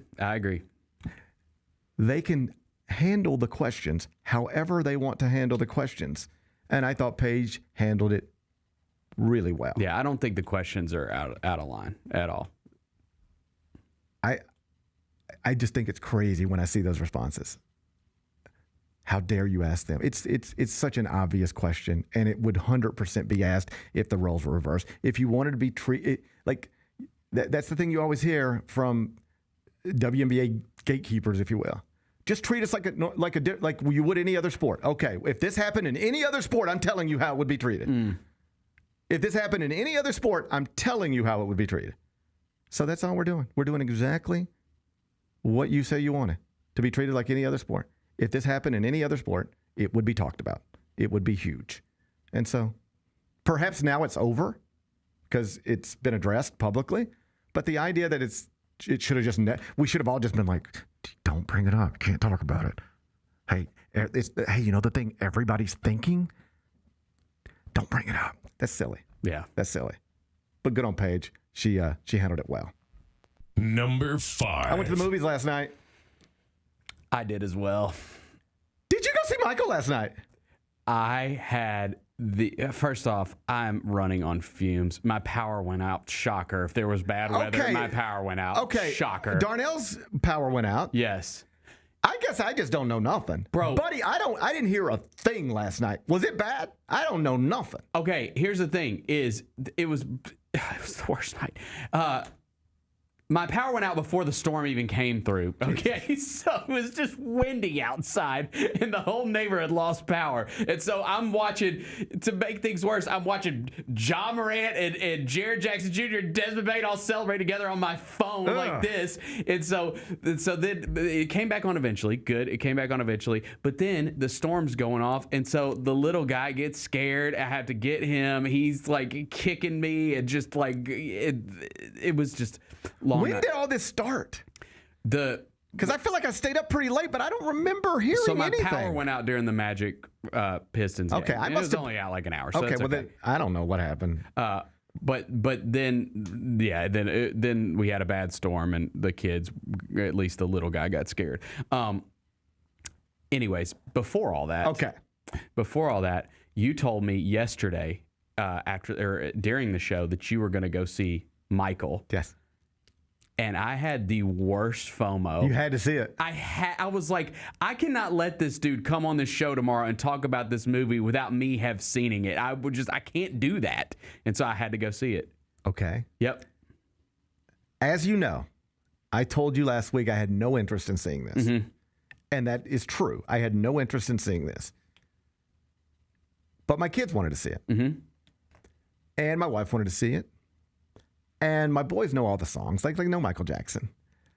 And one of the advantages of having one kid when you were too young and then two kids when you were too old is that you can learn like the first. It's almost like you go through it once and then you do it all over again, mm-hmm. and you can sort of you have a better idea how this is going to unfold. Gotcha. And one of the things you'll learn as your boys age is that eventually they will hit an age where they stop asking you to do things with them. Mm-hmm. They got their own things going on. I think Vernon on some level is going through this right now. It's just like one day you're the coolest thing in the world to your kids, and then another day you're just aggravating them and in their way, right? And so I was like, there's going to be a day where my boys don't ask me to go to movies anymore. Mm-hmm. So let's go. So we bought 4 tickets. Me, Kel, and the boys went. 6:30 showing. Yep. At Rotten Tomatoes right now. Yes. The tomato meter, which is critics, is at 38% approval. Mm-hmm. And the audience meter, which is people who just go see it, is at 97% approval. And you ready for this? That makes 100% sense to me. It absolutely does me too. And I bet I know what you're going to say, but go ahead. We had a blast watching it. Because it is, if you are a Michael Jackson fan, this is like the best. Like honestly, like if you're a Michael Jackson fan, this is the movie for you. Like this, if you just want to listen to the songs, and I loved it. I thought it was great. If you just want to do this, it's the movie for you. The problem, of course, is it's not really an accurate portrayal of Michael Jackson's life. You have to almost watch it like this. Well, there's going to be a part 2. Sure. Yeah, because it ends at the Bad album. Yes. Mm-hmm. But this is pre-allegations. And that's the headline today. It is now confirmed. The sequel will be made because they've made like $220 million opening weekend. It's a hit, right? So, yeah, there's going to be a sequel, and we'll see what they do with all the stuff. But as I was watching it, I just I didn't go in expecting to enjoy it. I just expected to this is what my kids want to do, and I'm going to sit here next to them and eat some French fries. Uh-huh. And here's the thing. It's about 2 hours and 10 minutes, and there's not a single moment where I was bored, not a single moment where I was like, come on. It was just like, this is fine. I'm like, Yeah, I thought Jafar Jackson was like amazing. I mean, There are moments. I was honestly shocked at how well he's related to Michael. So like, there's going to be a similarity. There are moments, particularly with the dancing, where you can't really tell it's not Michael Jackson. Right. Like if you're watching him dance, and it's like that looks exactly like Michael Jackson. So, in terms of just an enjoyable experience, yeah, it's that. The audience score does not surprise me at all. Like, we walked out of there, my boys loved it, Kelly loved it. Theater was packed? No, not really. Dude, this was in the afternoon. It was slammed. Slammed. Mine was 6:30 this start. Might have been this might as well have been a Saturday night, Marvel movie. Mine was 6:30, mostly empty. Okay. But whatever, we had a good deal. Yeah. I like it that way. It's fine with me. For me, it was, I don't want to say I had a hard time enjoying it. I just had to do this. Because what you are watching, like, there's a chance this guy's a monster, all right? Not a monster. There's a chance that this guy abused children. Let's just keep it there. There's a chance that this guy abused children, and there is no hint of that in this at all. Nowhere. In fact, the opposite is true. If you don't know nothing about nothing, you might, there's scenes where he's in the hospitals with kids, and it's like, oh, look at Michael Jackson, all that stuff. I thought you just have to, maybe this is the way to think of it. It's an incredibly enjoyable film if you like the songs, which everybody does. And you can sort of just go, I'm going to take this as it's 2 hours with some of my favorite songs, loosely based on most of the great parts of this icon's life. And we might get to the other stuff later, but let's just make this. They do nothing to hint at the allegations that are coming, but they do a good job, I think, of showing you if this guy did get messed up, if this guy was messed up, oh, buddy, it ain't hard to see how he got messed up. I agree with that. Yes. It was almost as much of a Jackson 5 movie as it was a Michael Jackson movie, if we're being honest. You want to see who the executive producers are? Yeah, well, and that was another thing that was really interesting about this is because when I'm watching it, because I didn't know a ton about the pre-production leading up to the thing. I'd read stuff here and there because I kind of wanted to be surprised and go, but I'm watching, I'm like, well, where's Janet? Where's Janet? She didn't have anything to do with it, and so her character is not in the movie. That's right. Yeah. There's another, I think 1 or 2 of the brothers aren't in it either. Not the Jackson 5 brothers, but maybe other siblings. Yeah. Not everybody was okay with the script. Parrish Jackson, Michael's daughter, is just she's on the record. She's like, this is not an accurate portrayal of my father's life. And I tried to talk to the screenwriters about it. Gave them notes, told them what felt off to me, told them what just was not true, and they ignored me, and I got nothing to do with it. So there's real issues with the script. If you want to know about Michael Jackson's life, you probably need to read a Michael Jackson book. If you just want to enjoy a film about the glossed over legend that is Michael Jackson, then this is nice for you. Yeah, I loved the movie. It was, I'm a big Michael Jackson fan. I went down. Did you go down the rabbit hole? Because I sure as hell did. I just am consuming everything. After seeing the movie, just get his story, just getting as much into the weeds as I possibly can about the whole thing. Right. I thought another thing that was left out. This isn't that big a deal, but his whole relationship with Diana Ross. We didn't see anything from The Wiz. Right. We saw none of that. Right. None of the Studio 54 stuff. None of it. And so there's definitely omissions. Well, there is a scene where he is walking into Studio 54. Oh yeah, okay. Because my hotel's right across the street. I stay on 54, so I see that every day. So so that's always just neat for me to see. And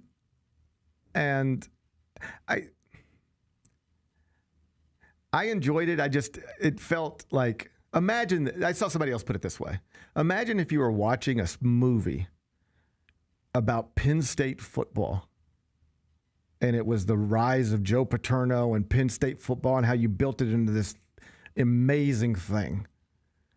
And then the movie just ended. And you'd be like, oh, that was amazing. and then somebody'd be like, well, you know what happened next, right? That's what it feels like a little bit. That's fair. I mean, like, it's, any music biopic's going to steer positive towards the artist, like the Elvis movie, the Bob Dylan movie, the Bohemian Rhapsody, like right. But you just have to take that for what it is. I enjoyed the film. I understand why critics are like, there's not much of a deep. You don't really learn much about Michael Jackson. You see that he had an unusual childhood, and there's the father-son dynamic that's obviously rough. I mean, we're walking to the car last night, and my boys are immediately aggravating each other. And Louis says, Dad, if he touches me one more time, I'm going to beat him like Michael Jackson's dad. And I said, all right, we're not going to start saying we're going to beat each other like Michael Jackson's dad. All right. It did remind me of how, like, just, and you even got this in the movie, like, he is this just figure unlike anyone, frankly, ever, if we're being honest. I think you could reasonably argue that he is the most famous person ever. Like, he is just obviously massive crowds. This movie's like breaking like Avengers numbers. It's going to, like, it's massive. And it just reminds you of how massive he was, like, specifically like in the late 80s all the way through the 90s. Taylor Swift, but like bigger.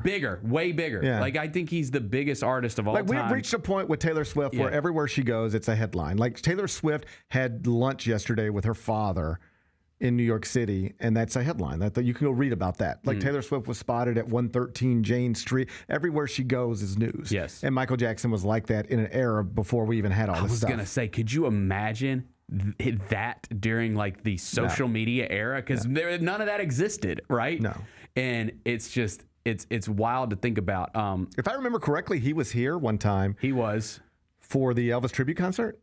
I think that's right. I don't think he performed. I went, and I remember him being like in a box with Lisa Marie, but not performing. But it was like you could see that Michael Jackson was right there, like that type of thing. Yeah, he's an icon. Like and I think this movie touches on that a little bit. It shows you how seemingly quickly his life changed, and it became there's these little moments that that's the other thing that I think makes it a little uncomfortable. Is because you know how his life. They do a good job of showing how this guy ended up. If you know the rest of the story, there's little hints in there about about how he ended up the way he is, and that to me was the.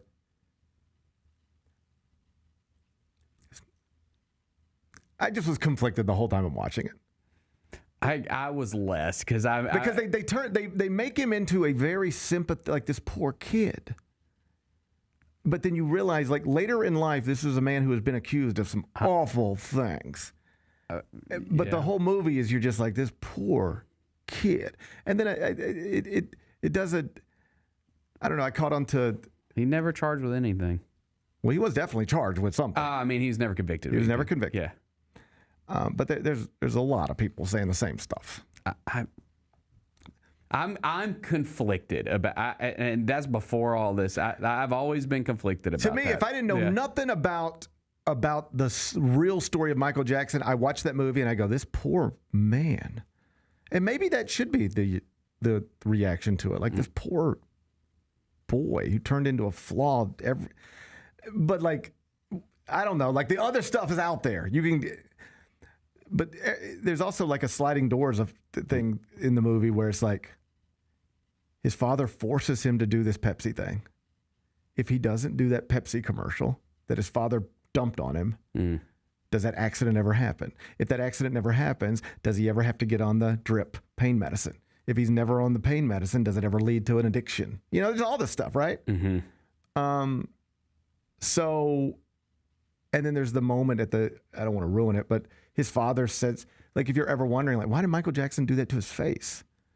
Well, that's like childhood trauma stuff. Like, there's a moment where his father comments on his appearance, and it clearly stuck with him on some, like, this is stuff that happens to real people. It just happened to happen to the most famous person in that regard. So there's a lot of stuff in there that makes you go, God, okay, now I can see how that happened, or I can see why.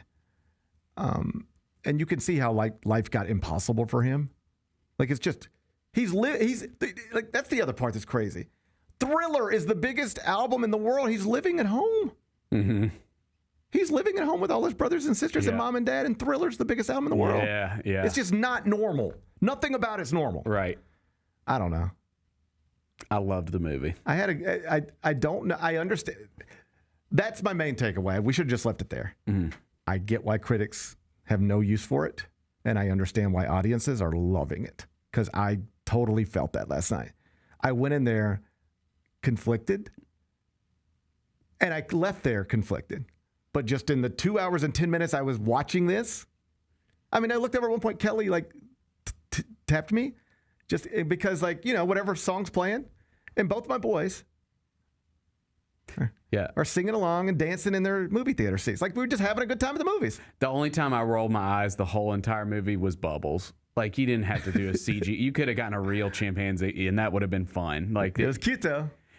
It was a little too, like, you know, that was a little too like Marvel CG. I didn't love that. But by the way, did you know Bubbles is still alive? I think I did know Bubbles that. is still alive. Bubbles lives like in a, like, I don't think it's a zoo. It's like a conservatory or something for chimpanzees.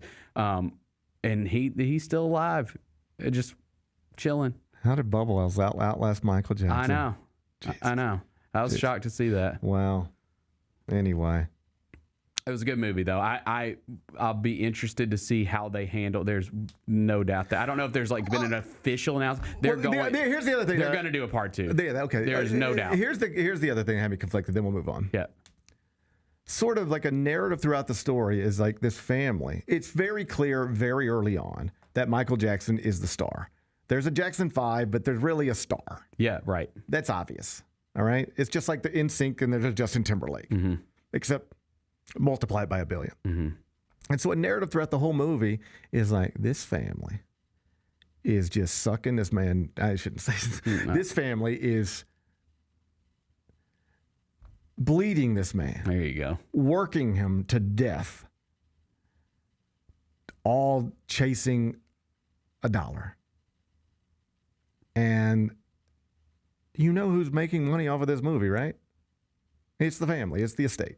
Mm-hmm. Like, and they've got, it's just, his life was complicated in some ways because his family pushed him in directions he didn't need to go in to make money off of him. And here we are all these years later, and they're just making more money off of him. I'm gonna send you some videos when we.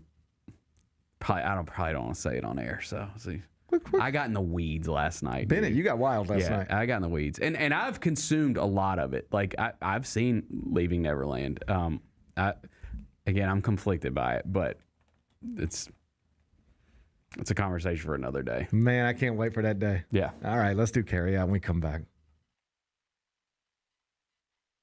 Azzy's making money thanks to the new CBA. Incredible stuff. Good stuff. Rookie contract. She is projected to make $500,000 this year, and just in comparison, Paige made $78,000 last year, and Caitlin Clark made $76,000. Anytime we get workers getting paid what they're worth, I'm all for it. Tune in to the Jessica Benson Show with CJ Hurt live every weekday at 8 a.m. on YouTube at Grind City Media and the official Grind City Media app. Grizzlies, take your fandom to the next level by becoming an MVP. How long have you been an MVP? Since day one. Enjoy the great benefits of being a season ticket member. Pre-game MVP moments, including Autograph Alley, exclusive Grizz gear deals, access to member or MVP-only player events, and much more. He's been an MVP for 22 years! Become a Grizzlies MVP today.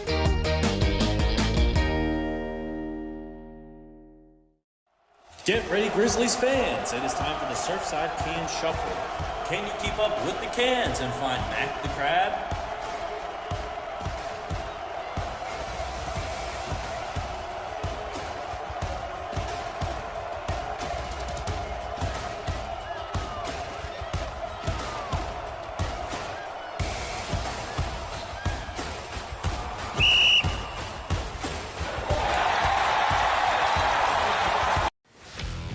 Let's face it, there's a lot of trash talk in basketball, but the great teams let their performance do the talking.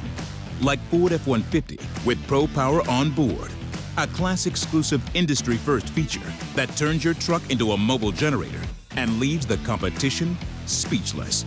Ford F-150, official truck of the Grizzlies. Greatness starts here at your Mid-South Ford dealer.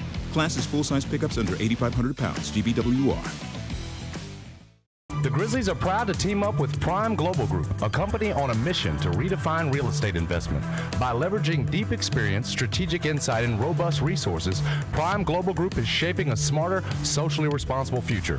Whether you're an investor or simply curious, now's the time to explore innovative strategies that align with your values. Join the movement and discover how you can be a part of this exciting evolution. Visit primeglobalgroup.net to learn more and connect with the team today. That's primeglobalgroup.net.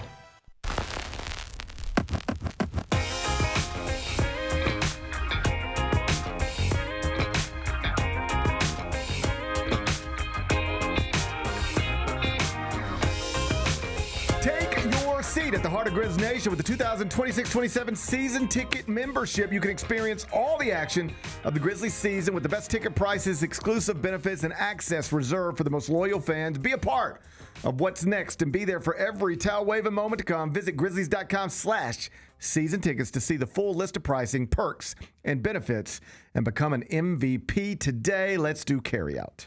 It's time for GP's Carryout. One final segment filled with stuff to take with you. It's not everything you need to know, but it's most of it. What did we miss today? Oh, you didn't think you were getting out of here without a Diana Rossini, Mike Vrabel update, did you? What's going on? You hadn't seen the latest? No. What's going on? I mean, God. I guess now everybody's just digging on everything. Oh, my God. I'm scared. I guess we all should be aware of this. You make like a playlist on Spotify? Yeah. You can make it public or private. I'm an Apple Music guy myself. I understand that. I respect it. Superior. I respect it. Just kidding. I like both. Somebody on Twitter went and found that Diana Rossini made a Spotify playlist called, quote, Turn in the Page, that she shared with a user named Mike on December 19th, 2022, which just so happens to coincide with a 4-game Titans losing streak. Come on, man. Do you have the songs? Oh, buddy. Do you have the songs? Cuff It. Track 1 is Cuff It. Okay. By Beyonce. Okay. I don't know how to really read into that. Oh, buddy, I can read it. You want to read it? Yeah.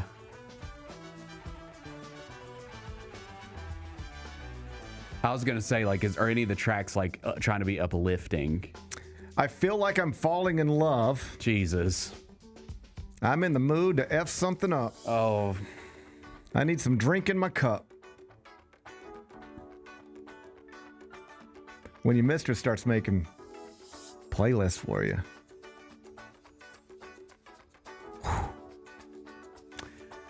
That's tough. Starting with Cuff It, that was pretty good. And I can't argue. I mean, 4-game, that's, you send someone a playlist to uplift them. As somebody else pointed out. How do you make a whole Spotify playlist called Turn in a Page, not put Turn the Page on it? Right? I would have thought that would have been the title track of the playlist. I mean, I ain't gonna ever ask nobody to not start the Bob Seger or the Metallica version.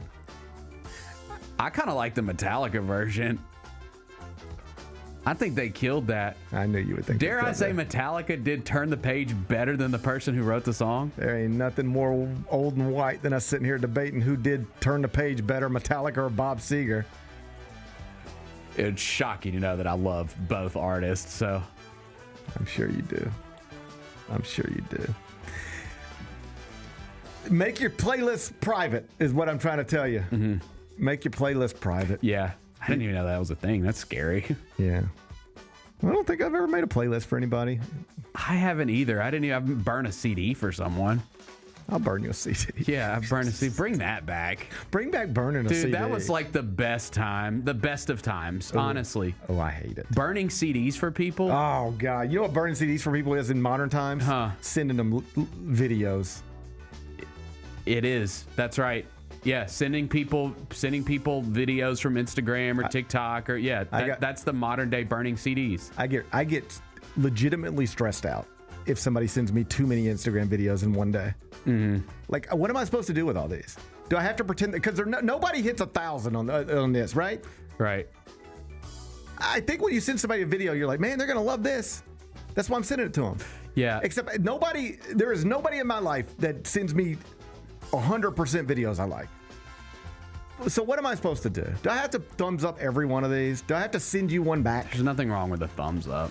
I know, but do I have to send you one back? Does the relationship get lopsided? I don't think you have to send one back. I mean, and maybe eventually, if you find something good, you should probably remember that person shared a video with you. I would prefer to just forever be on the receiving end of videos. I don't want to have the responsibility of sending you something. Mm-hmm. I'll send you something if I feel like it, but I want to feel obligated to. Yeah. And sometimes that's the way it makes me feel with these Instagram direct messages. I get stressed out by them because it's just a friend. They're just trying to be friendly and like send me something to be like, hey, GP, look at this. And I'm like, now I got to find something to send to you and be like, hey, look at this. Bring back burning CDs. And so that was my thing about burning CDs. Somebody'd be like, hey, I burned you a CD. Yeah. And it'd be like, I got to listen to this now. I just wanted to listen to Bob Seger. Yeah, man. But now I got to listen to your CD that you burned me. Before we had Apple Music and Spotify and everything readily available, like, dude, there was nothing like getting or burning a CD with like 25 tracks on it. I mean, my God, that got you through a month. I know, but I would rather just burn my own CD. I'd rather pick my own music. I don't want you picking I like to burn for other people, I know, but that's the problem because then you put it on me and now I feel pressure to act like I want to listen to your stupid CD and I want to listen to it. At our wedding in 2013, we gave out CDs. Oh my God. We did a curated playlist and as a gift to all the attendees, we gave out CDs. Physical media. Yes, sir. Yeah. Sure did. It'll never die. Not as long as I'm alive, buddy. Wow.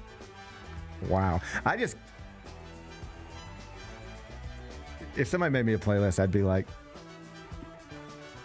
just be like, I lost it. I don't know what happened to it. I just get real stressed out. Roser shared a playlist with me not too long ago. Are y'all doing it? No. You and Rose are doing it? No, we're not. Okay. Just friends sending each other playlists. Yeah, I bet that's what Diana Rossini said. I bet that's what Diana said. Hey, if she's trying to make the argument, I said, dude, my coworker sends me CDs, or playlist, it's fine. Yeah, nothing going on there. Nothing. Yeah. Okay. What was the name of it again? Turn the Page. I got to dive into that. Yeah, you want to know what else is on it? I can tell you what else is on it. Sure. Oh my God. Pump It Louder. Oh, jeez. Jesus, Diana Rossini. That is not subtle at all. Pump It Louder? That is... I would have left that off.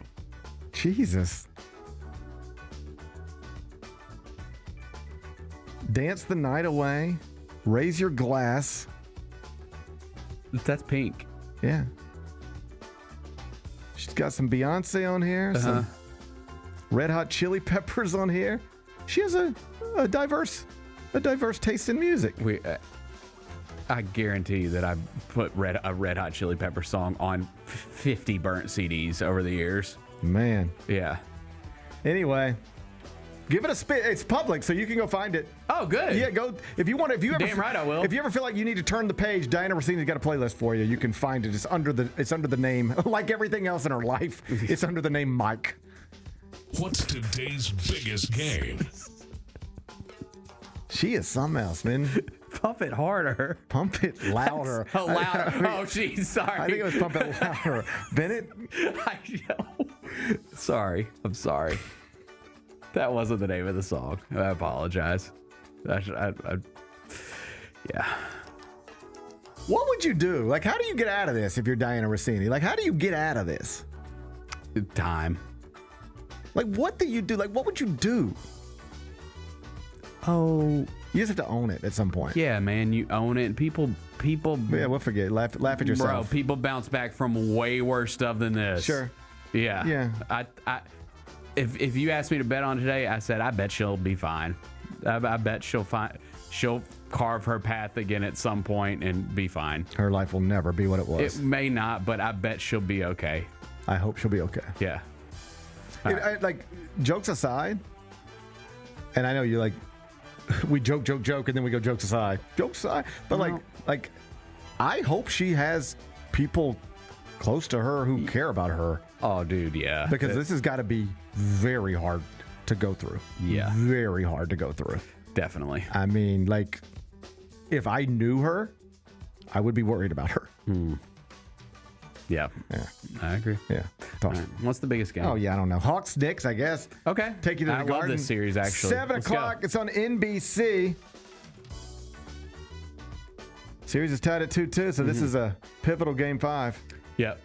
The Knicks are at home, 6.5-point favorites. Totals 214.5. This is a New York Knicks bloodbath. It just feels that way. Bloodbath. I don't know why. Okay. Yeah. I'm going Knicks and feeling confident about it. I just do. We get a Timothy Chalamet signing? Yes. Hey, where's he been? Yeah. Where That's you why they're been? losing. Where are you, Timmy? I actually do think he was at one of the games. Okay, I ain't seen him in a minute. Yeah. I ain't We seen need him. Hassan Al-Gaib. What? It's from Dune. Don't know who that is. Do I need to watch those Dune movies? Hell yeah, you do. I know. God, you can't be a voice on Timothy Chalamet if you haven't seen Dune. That's what I was starting to think. Yeah, you can't speak on him if you haven't seen Dune. I was starting to feel that way. Right. So the third one's coming out, right? Yes, Second this of year. two. Yep. All right, I'm gonna get on that. All right, I'm gonna get on that. Good. Knicks, lay the points. Yeah. All right, that fine. sounds That's good. fine. That's fine. What are we watching on TV? Euphoria's wild, isn't it? Okay. The first episode, because remember before it came out, we was getting bad reviews and we were like, oh God, is this going to be terrible? In the first episode, I was like, it was okay. And then the second episode was a little bit better. I thought the third episode was great. I ain't never bored. It was so good. And granted, like it's set up perfectly because it's like a big wedding. You bring all the characters back together in the same room. So that's always fun. And then I don't want to give a spoiler because it hadn't even been out a week, but the ending was awesome. The wedding got out of hand. Yeah, it did. The wedding got out of hand. Yeah. Oh, they ain't never gonna forget that wedding day. No, they're not. Cassie stays getting drunk and just saying insane stuff. She might have a problem. She might, dude. Yeah, she might. Nate might have a problem too. I think Nate might have a problem. He's in trouble. I think Jules might be the only one's got things going in the right direction. Rue's doing pretty good too. I mean, she's with that new crew. Like, she's doing pretty good. I don't know if she's doing so good. Maybe not. I don't know if she's doing so good right now. I don't know if you saw. I don't know if you got to the final scene. I did. Yeah. I don't know if she's doing all right. Trouble could be brewing. Ugh. All right. Euphoria. Yeah. Season 3, episode 3. It is streaming right now on the HBO Max app. Ben and I don't want to ruin it for you, but it's wild. Mm-hmm. It's a wild scene. Yeah. What's the best thing we've read? Dan Wetzel, ESPN.com, has a column on the Texas Tech quarterback who is now in treatment for a gambling addiction. His point being, like, we invited this into our lives. Gambling is now legal in 39 states. People can do it on their phone in the majority of the states in this country. Young people are doing it in incredible numbers. This was always what it was going to lead to, and it won't be the last. You can read it. It's on the homepage now, ESPN.com. What's on tap for tomorrow? Tomorrow will be Wednesday, so we got 3 playoff games tonight. We'll look back at them. 3 more tomorrow. We'll look ahead to them. Chris Vernon will join me in the first hour. Should be fun. Looking forward to it already. Enjoy the rest of your day. I'll enjoy mine. Let's meet back here tomorrow at 10. Till then, be careful, be kind, be good. Rep your hood.